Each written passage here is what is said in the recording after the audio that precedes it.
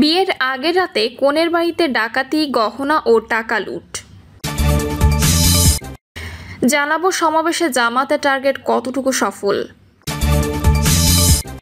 এবং সর্বশেষ জানাবো গাজীপুরে 3 ঘন্টার ব্যবধানে দুজনকে হত্যা। শুনছিলেন সংবাদ শিরোনাম, এবারে বিস্তারিত।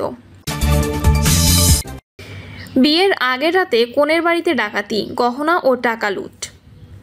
কুষ্টিয়ার খোকসা উপজেলায় বিয়ের আগের রাতে কনের বাড়িতে ডাকাতির ঘটনা ঘটেছে। অস্ত্রের মুখে জিম্মি করে ডাকাতরা প্রায় 7 ভরি সোনার গহনা এবং 50 থেকে 60 হাজার টাকা লুট করে নেয় বলে জানিয়েছে ভুক্তভোগী পরিবার।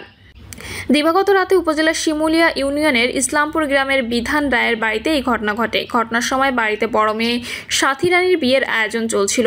ভুক্তভোগী বিধান রায় জানান, রাত 9টার দিকে হঠাৎ করে বাড়ির আলোকসজ্জার বাতিগুলো নিভে যায়। তিনি উঠোনে বেরিয়ে এলে 10 থেকে 12 জনের একটি ডাকাত দল অতর্কিতে হামলা চালায়। পরে ঘরে ঢুকে পরিবারের সদস্যদের মারধর করে এবং নারীদের গহনা ছিনিয়ে নেয়।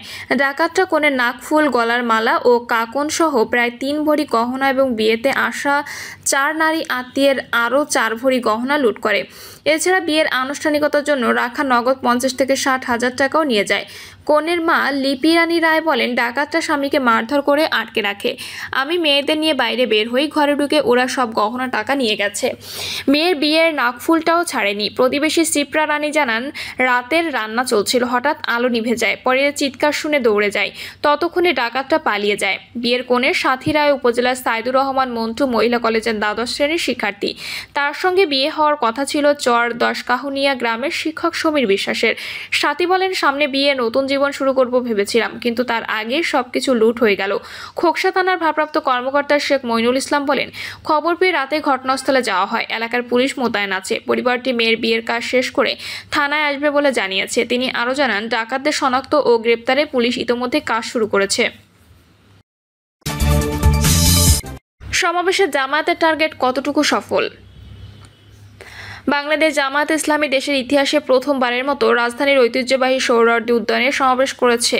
পিআর পদ্ধতিতে জাতীয় নির্বাচন, গুরুত্বপূর্ণ সংস্কার, জুলাই সনদ সহ 7 দফা দাবি তুলে ধরার এই সমাবেশের টার্গেট পূরণে জামায়াত কতটুকু সফল হয়েছে সেই বিশ্লেষণই চলছে রাজনৈতিক অঙ্গনে।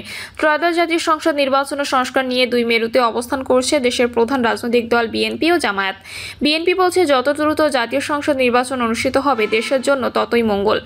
অপরদিকে জামায়াত বলছে, যাদের আন্দোলন ও আত্মত্যাগের মাধ্যমে ফ্যাসিস্ট শেখ হাসিনা সরকারের পতন হয়েছে, তাদের বিচার, রাষ্ট্রীয় সংস্কার ছাড়া নির্বাচন মানবে না দেশের জনগণ। দীর্ঘদিন ফ্যাসিস্ট আওয়ামী সরকার বিরোধী আন্দোলনে বিএনপি ও জামায়াত একসঙ্গে আন্দোলন করলেও সাম্প্রতিক বিভিন্ন ইস্যুতে দল দুটির মধ্যে নানা ধরনের বাকবিতণ্ডা ও টানাপোড়েন চলছে। দল দুটির শীর্ষ নেতাদের নিয়ে বিভিন্ন ধরনের স্লোগান ছড়াচ্ছে হরহামেশা। 24শে জুলাইয়ে ছাত্র জনতার অভ্যুত্থানের পর রাজনৈতিক দলগুলোর মধ্যে পরস্পর বিরোধী বক্তব্য দিয়ে নানা ধরনের প্রশ্নের সৃষ্টি হয়েছে। এই পরিস্থিতিতে মূলত দীর্ঘদিন রাজপথে বড় ধরনের জামায়াত করতে না পারা জামায়াত নেতাদের জনসমর্থনের প্রদর্শন করতে এমন সমাবেশের ডাক দিয়েছিল বলে মনে করেন সংশ্লিষ্টরা। দুপুর 2টার দিকে এ সমাবেশ শুরু হয়। এর আগে শুক্রবার সন্ধ্যা থেকে রাজধানীর সোহরাওয়ার্দী উদ্যানে জামায়াত হতে শুরু করে দেশের বিভিন্ন প্রান্ত থেকে আসা দলটির নেতাকর্মীরা। সমাবেশ শুরুর আগে শনিবার সকালে কানায় কানায় পূর্ণ হয়ে যায় সমাবেশের স্থল। এ সময় আশপাশের এলাকায়ও ছড়িয়ে পড়ে জামায়াত ইসলামী নেতাকর্মীদের জমায়েত। জামায়াতের নেতাকর্মীদের ভাষ্য, অবস্থান জানান দেওয়া যে প্রাথমিক টার্গেট তা পূরণ হয়েছে বলে তারা মনে করেন। দুপুর 2টার দিকে আনুষ্ঠানিকভাবে শুরু হওয়া সমাবেশে বিএনপি ও এবি পার্টিকে আমন্ত্রণ জানানো হয়নি। জামায়াতের পক্ষ থেকে বলা হয়েছে, শুধুমাত্র যারা পিআর পদ্ধতিতে নির্বাচনের সঙ্গে একমত তাদেরই এই সমাবেশের দাওয়াত দেওয়া হয়েছে। সমাবেশে জামায়াত ইসলামের কেন্দ্রীয় নেতারা ছাড়াও বিভিন্ন রাজনৈতিক দলের নেতারা উপস্থিত হয়ে বক্তব্য দেন। এদের মধ্যে ছিলেন জাতীয় নাগরিক পার্টি, খেলাফত আন্দোলন বাংলাদেশ, ইসলামী আন্দোলন বাংলাদেশ, হেফাজতে ইসলাম ও নিজামে ইসলামী পার্টি নেতারা। এছাড়া সমাবেশে জুলাই শহীদের পরিবারের সদস্য ও জুলাই যোদ্ধারাও বক্তব্য দেন জামায়াতের সাবেক আমির মাওলানা মতিউর রহমান নিজামীর ছেলে ব্যারিস্টার নাজিবুর রহমান মোমেন। সমাবেশে আসা নেতাকর্মীরা পিআর পদ্ধতিতে জাতীয় নির্বাচন, জুলাই হত্যাকাণ্ডের বিচার, জাতীয় গুরুত্বপূর্ণ সংস্কার সহ বিভিন্ন দাবিতে পোস্টার, ব্যানার, প্লাকার্ড প্রদর্শন করেন। একই দাবিতে স্লোগান দেন তারা। সমাবেশে আসা অন্যান্য রাজনৈতিক দলের নেতারা তাদের বক্তব্যে মূলত জামায়াত যে 7 দফা দাবিতে জাতীয় সমাবেশ করে সেই দাবির প্রতি সমর্থন জানিয়ে বক্তব্য দেন। তাদের 7 দফা দাবিতে 2024 সালের 5ই আগস্ট ও অন্যান্য সময়ে সংঘটিত ও গণহত্যার বিচার, রাষ্ট্রের সব স্তরে প্রয়োজনীয় মৌলিক সংস্কার, ঐতিহাসিক জুলাই সনদ ও ঘোষণাপত্রের পূর্ণ বাস্তবায়ন। জুলাই অভ্যুত্থানে শহীদ ও আহতদের পরিবারের পুনর্বাসন, জনগণের প্রকৃত মতামতের প্রতিফলন ঘটাতে পিআর পদ্ধতিতে জাতীয় নির্বাচন আয়োজন, প্রবাসীদের ভোটাধিকার নিশ্চিত করার জন্য সুনির্দিষ্ট ব্যবস্থা গ্রহণ, রাজনৈতিক দল ও প্রার্থীদের জন্য সমান সুযোগ ও লেভেল প্লেইং ফিল্ড নিশ্চিতকরণ চেয়েছে জামায়াত। কুমিল্লা 14 থেকে সমাবেশে আসা জামায়াতের কর্মী জাফর আহমেদ বলেন, জুলাই আন্দোলনে রক্ত দিয়েছি রাষ্ট্র সংস্কারের জন্য। রাষ্ট্রীয় মৌলিক সংস্কার না হওয়া পর্যন্ত কোনো পাতানো নির্বাচন হতে দেওয়া হবে না। মাগুরায় মোহাম্মদপুর থেকে সমাবেশে আসা মুজাহিদুল ইসলাম বলেন, স্বাধীনতার পর থেকে অনেক সরকার দেখেছি, সব সরকার জনগণের জন্য কাজ না করে নিজেদের পকেট ভারী করেছে। আমরা আশা করি আগামী নির্বাচনে ইসলামের পক্ষে শক্তি রাষ্ট্র পরিচালনার দায়িত্ব পাবে। সমাবেশে জামায়াতে ইসলামীর আমির ডক্টর শফিকুর রহমান তার বক্তব্যে ফ্যাসিবাদের বিরুদ্ধে এক লড়াইয়ের পর দুর্নীতির বিরুদ্ধে আরেক লড়াইয়ের ঘোষণা দিয়ে বলেন, পুরনো ব্যবস্থাপত্রে বাংলাদেশ আর চলবে না। তিনি বলেন, শহীদ আবু সাঈদরা যদি বুক পেতে না দাঁড়াতো, এ জাতির মুক্তির জন্য যদি বুকে গুলি লুফে না নিত, হয়তোবা আজকের এই বাংলাদেশটা আমরা দেখতাম না। ইতোমধ্যে হয়তো আরো অনেক মানুষের জীবন ফ্যাসিবাদীদের হাতে চলে যেত। 24 জীবন বাজি রেখে যুদ্ধটা যদি না হতো, তাহলে আজ যারা বিভিন্ন ধরনের কথা ও দাবি পেশ করছেন, তারা তখন কোথায় থাকতেন? ডক্টর শফিকুর রহমান বলেন, যাদের ত্যাগের বিনিময়ে আল্লাহ তাআলা এই নিয়ামত পাওয়া, তাদের যেন অবজ্ঞা ও অবহেলা না করি। শিশু বলে তাদের যেন তুচ্ছ তাচ্ছিল্য না করি। অহংকার বলে অন্য দলকে যেন তুচ্ছ তাচ্ছিল্য না করি।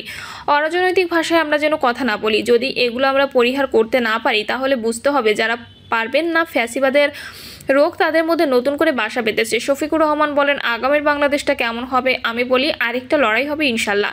একটা লড়াই হয়েছে ফ্যাসিবাদের বিরুদ্ধে, আরেকটা লড়াই হবে দুর্নীতির বিরুদ্ধে ইনশাল্লাহ। এই দুর্নীতির মূলোৎপাটন করার জন্য যা দরকার, আমরা তারুণ্য ও যৌবনের শক্তিকে একত্রিত করে সেই লড়াইয়ে লড়ব ইনশাল্লাহ।